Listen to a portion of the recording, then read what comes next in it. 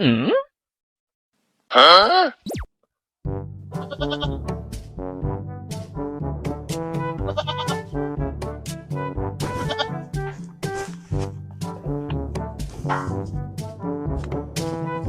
मेरी बकरी बहुत प्यासी है, उसे चलते हैं पानी पिलाते हैं। मेरी बकरी कहाँ लेकर जा रहा है? मुझे तो लगता है ये चोर है। हाँ? नहीं नहीं, मैं चोर नहीं हूँ, मैं तो इसे घुमाने ले जा रहा था।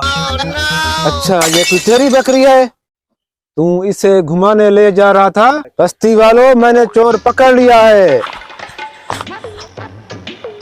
कहाँ है चोर, कहाँ है?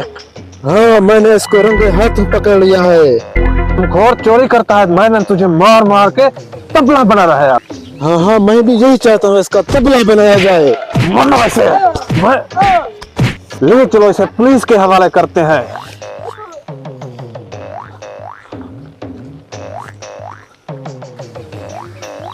तो इसे आज पुलिस के हवाले करके ही छोड़ूंगा। हाँ हाँ, मैं भी यही चाहता हूँ कि इसे पुलिस के हवाले होना चाहिए। बैठो बैठो बैठो, तुम ये मेरे हवाले कर दो।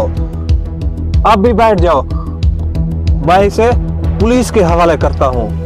इसकी अच्छी धुलाई कराना। क्या आप हम खाली हाथ जाएंगे? नहीं नहीं, बकरी तो चुरा कर जाएंगे।